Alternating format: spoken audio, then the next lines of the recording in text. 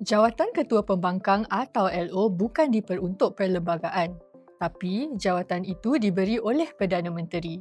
Jadi, Parlimen tidak boleh tarik balik jawatan LO. Parlimen hanya boleh nyatakan pandangan sama ada Encik Pritam Singh sesuai untuk terus memainkan peranan sebagai LO. Kini, Parlimen sudah bersuara.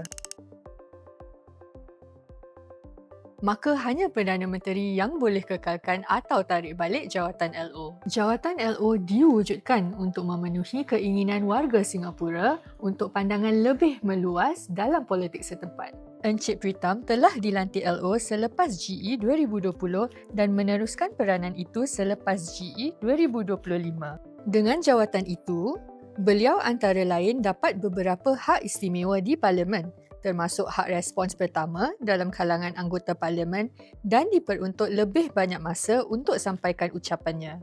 Beliau juga boleh menerima taklimat sulit pemerintah mengenai perkara tertentu seperti keselamatan negara serta hubungan bersama negara asing.